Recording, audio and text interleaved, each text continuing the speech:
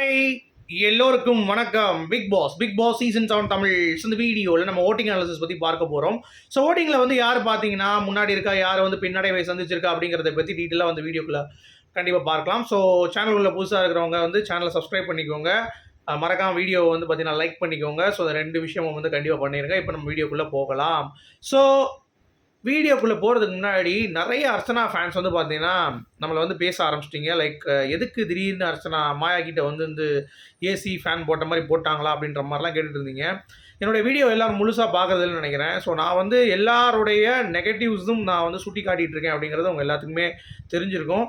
So அப்படி இருக்கும் பொழுது ஒரு சில நேரங்களில் வந்து பார்த்தீங்கன்னா நான் கொஞ்சம் அப்படி தான் வந்து ரிவ்யூ பண்ணுவேன். என்னுடைய ஸ்டைலே அதுதான். அதுக்காக அர்ச்சனா ஜெயிக்கக்கூடாது அப்படின்னு நான் என்றைக்குமே சொல்லலை. அவங்க இப்போ விளையாண்டுட்டு இருக்க நேரத்தை பார்த்தால் அவங்களே கப் எடுத்துகிட்டு போய் மாயாட்ட கொடுக்குற மாதிரி ஒரு ஃபீல் வந்து இருக்குது. இது நான் சொல்லலை. நீங்கள் ஒன்று கேட்டால் நான் மாயா சொம்புன்னு நீங்கள் சொல்லிக்கோங்க. ஏன்னா உள்ளே அர்ச்சனாவே வந்து பார்த்தீங்கன்னா மாயாவுடைய சொம்பாக இருக்கும்போது நான் மாயா சொம்பை எடுத்துகிட்டு போயிடுறேன். அதை பற்றி பிரச்சனை கிடையாது. நான் என்ன சொல்ல வரேன் அப்படின்னா, வின்னிங் சான்ஸ் இப்போ கூட பிரைட்டாக அர்ச்சனாவுக்கு தான் இருக்குது.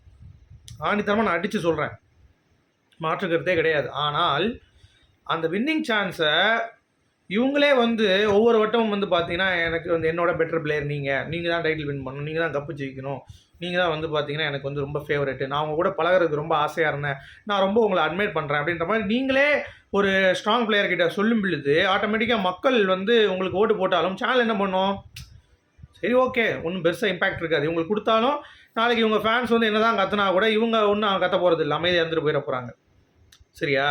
அப்படி இருக்கக்கூடாதுங்க. இந்த டைட்டிலுக்காக ஒரு எஃபர்ட் இருக்குது. இந்த டைட்டில் அப்படிங்கிறது வந்து சாதாரண ஒரு விஷயம் கிடையாது. அந்த கையில் வரும்பொழுது அந்த ஒரு ஃபீலு, அதற்காக நம்ம என்ன பண்ணியிருக்கோம் அப்படின்ற ஒரு வேல்யூ இருக்கணும்ல. அந்த ஒரு ஆதங்கம் தான் அர்ச்சனா மேலே. ஏன்னா 3 வாரம் ரொம்ப ரொம்ப பிடிச்சிருந்துச்சு. நான் பயங்கர சப்போர்ட்டராக வந்து நான் பேசியிருந்தேன். எனக்கு வந்து பிரதீப் போன பிறகு எனக்கு பிக் பாஸ் முடிஞ்சிருச்சுன்ற கட்டத்தில் அர்ச்சனா வந்து ஒரு உழுகுனாங்க. ஆனால் இப்போ ரீசெண்டாக ஒரு 3 வாரமாக எனக்கு வந்து அவங்களுடைய ப்ளே வந்து ஓப்பனாகவே பிடிக்கல. நான் அதுக்காக நீங்கள் என்னாலும் சொல்லிக்கோங்க, காசு வாங்கிட்டேன் இல்லை என்னாலும் பண்ணிக்கோங்க, அது எனக்கு அதை பற்றி கவலை இல்லை. சப்ஸ்கிரைப் பண்ணாமல் போப்பீங்களா போங்க, எனக்கு ஒன்றும் பிரச்சனை இல்லை. ஏன்னா நான் அப்படி இருந்து சப்ஸ்கிரைப் வாங்கணுன்ற அவசியம் கிடையாது. அப்படி சொம்படிச்சு தான் அப்படிங்கிறது நான் வந்து ஒரு நியாயமாக தான் பேசுகிறேன். நீங்கள் யோசிச்சு பாருங்கள், உங்களுக்கே நான் சொல்கிற ஒரு புரிதல் உங்களுக்கு வந்து வந்துடும். அப்படி இருந்தும் கிளியர் கட்டாக தான் இருக்காங்க, அவங்க வின்னர் சைடில் தான் இருக்காங்க. பட் சேனல் எந்த ஒரு பாலிடிக்ஸும் பண்ணிடக்கூடாது. இவங்களும் கொஞ்சம் ஸ்ட்ராங்காக இருக்கணும்னு சொல்கிறேன். புரியுதா உங்களுக்கு? இல்லாட்டி சேனல் ஈஸியாக டிசைட் பண்ணிடுவான்.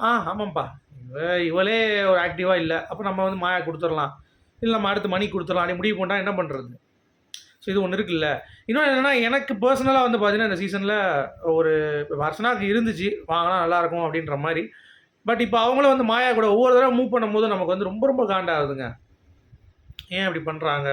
அதே மாதிரி ஹோஸ்ட் சொல்கிறத கேட்டுட்டாங்க பார்த்தீங்களா, அது வந்து ரொம்ப ரொம்ப மடத்தனமான ஒரு விஷயம். அவரை வந்து நான் என்ன சொன்னாலும் கேட்டுருவேன் கேட்டுட்டு உடனே எல்லாருக்கிட்டையும் போய் மன்னிப்பு கேட்டது அர்ச்சனாவுடைய மிகப்பெரிய ஒரு டவுன்ஃபால் ஆகிடுச்சு.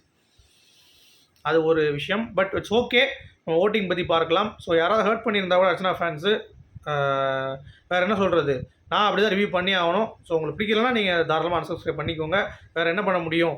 ஸோ இதுதான் என்னுடைய பாயிண்ட் ஆஃப் வியூ. பட் இந்த ஓட்டிங்கில் எனக்கு அர்ச்சனாவுக்கு நல்ல ஒரு மாஸ் இருக்குது, பார்க்க முடியுது. 53% இருக்குது.